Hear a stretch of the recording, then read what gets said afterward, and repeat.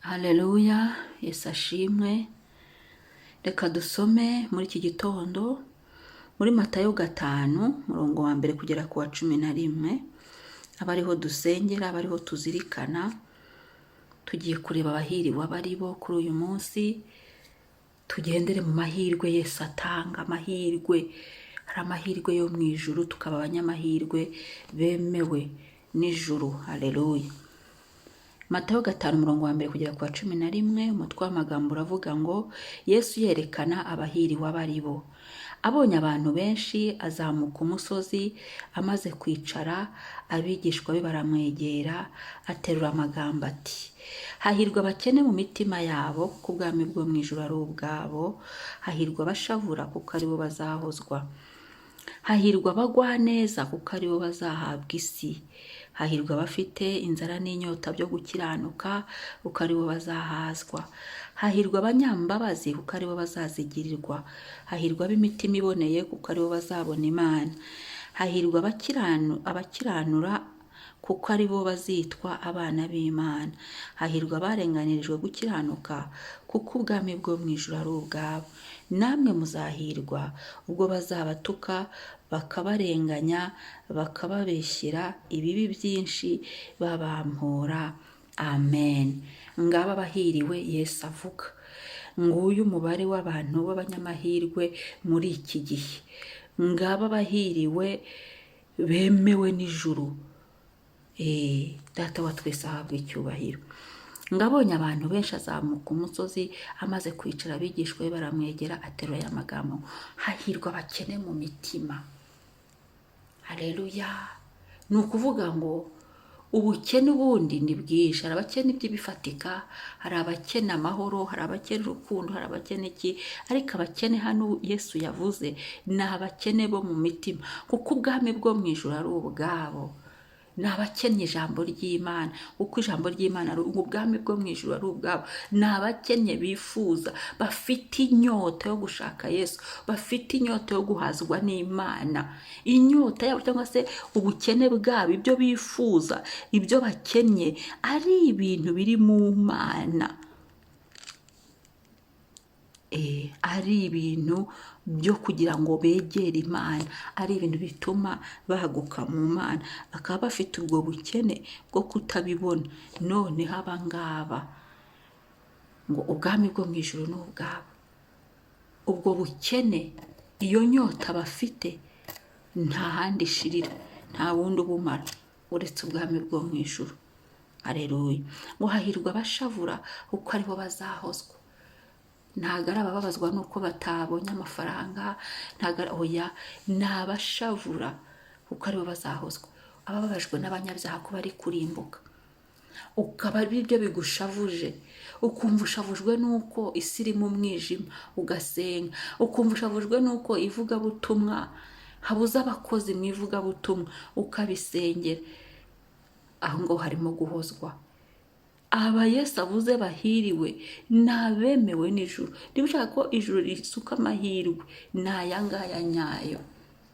Naho iby'isi yita amahirwe, usanga rimwe na rimwe abantu babiriyemo, usanga rimwe na rimwe nta n'icyo bibamariye, ibi bitazatuma banabona Imana, ahubwo baraho gusa barushye.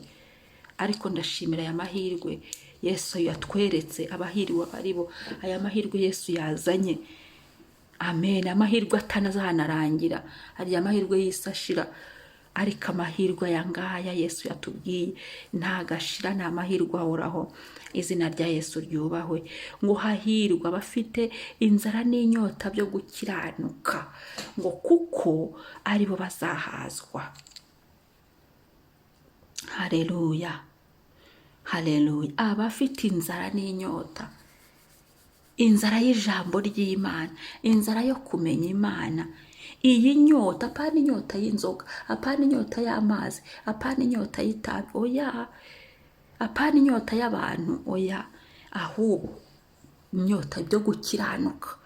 Akaba ari byo biraje umuntu ishinga, akaba ari byo bihagaritse umuntu umutima, akaba ari byo umuntu yifuza, akaba ari byo umuntu ararikiye, agashakisha uko yakiranuka umunsi n'ijoro, buri munota. Ngo kuko ari bo bazahazwa. Aha ngaha uyu muntu aba ari umunyamahirwe, kuko uko kwifuza kwe yifuza, yumva asonzeye gukiranuka, yumva inyota ye ari nyinshi mu buryo gukiranuka, bihazwa n'Uwiteka. Haleluya! Yesu arabyuzuza. Yesu aya mahirwe aya yarekuye, uyu muntu yuzuramo ubumana, gukiranuka gutuma Imana yuzura muri we. Ngo hahirwa abanyambabazi kuko aribo bazazigirirwa. Dore ngo uyu ndi munyamahirwe ni umuntu ubabarira. Uyu muntu ubabarira nawe Imana izamubabarira. Uyu muntu ubabarira abandi nawe Imana izamubabarira ibyaha bye, imubabarire, imugirire ibambe. Haleluya! Kuko yababariye abandi, kuko yabohoye abandi ku cyaha, ku nabi bamugiriye, ku nzigo bamugiriye, akababohora, akabababarira. Uyu nguyu nawe azagirirwa imbabazi. Nguyu ndi munyamahirwe ukomeye, nguyu ndi munyamahirwe muri iki kinyejana. Ni umuntu uri gutanga imbabazi, uwo arahiriwe. Ni umuntu uri kubabarira abandi, uwo nguwo arahiriwe.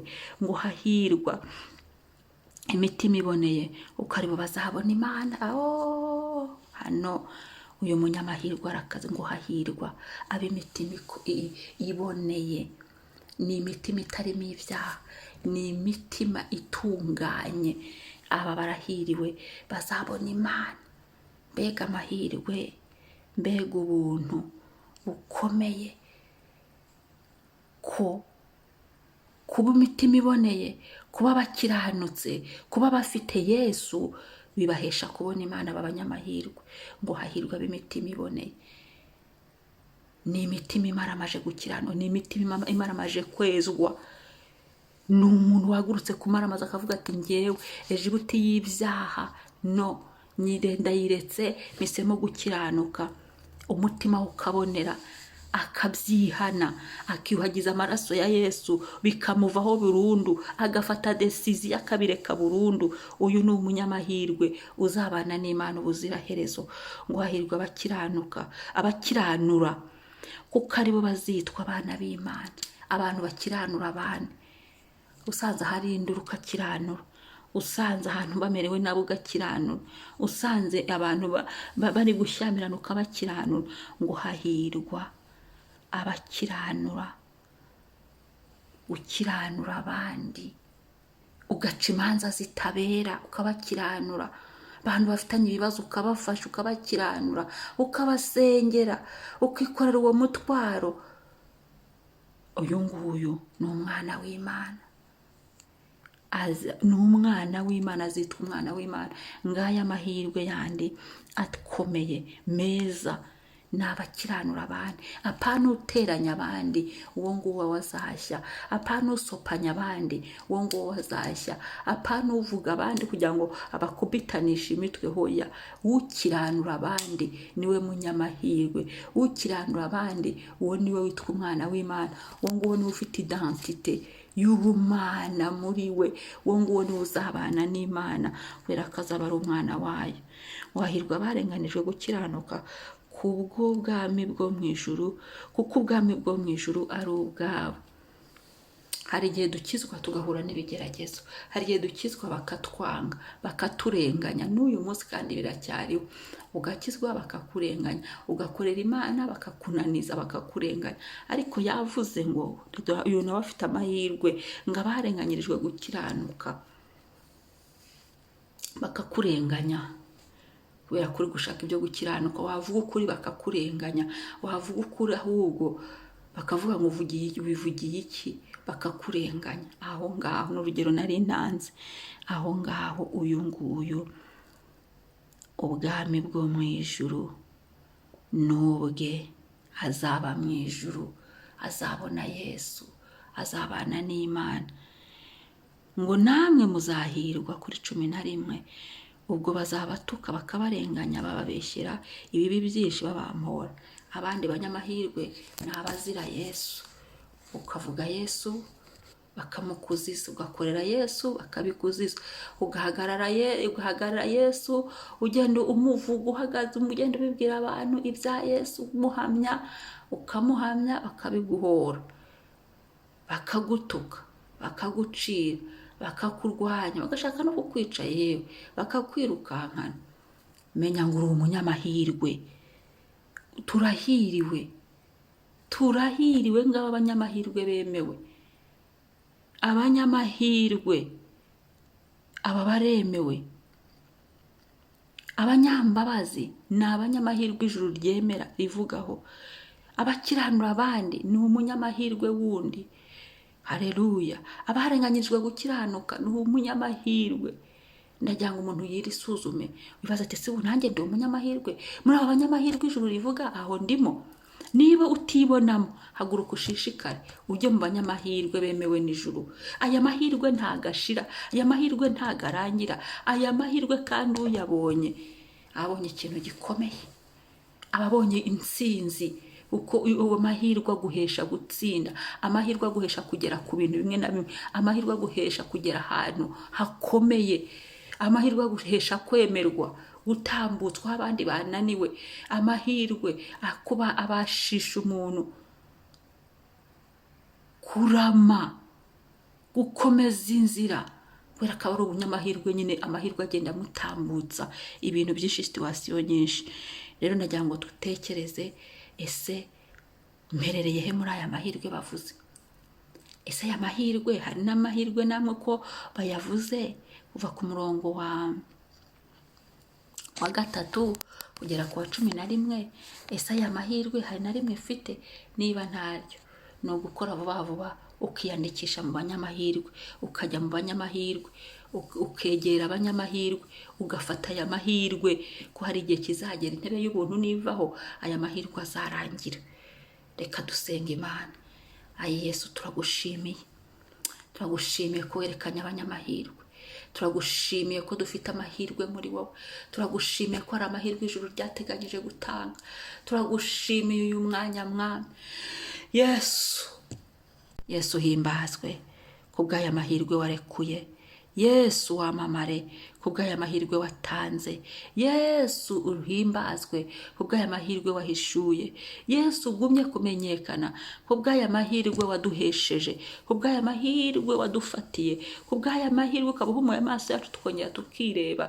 Ubu tukaba tugiye gusiganwa uyu munsi tuzirikana kwiyandikisha muri aba banyamahirwe, duharanira kwandikishwa muri aya Mwami, kwiyandikisha muri aba banyamahirwe, kuzabamo mu izina rya Yesu.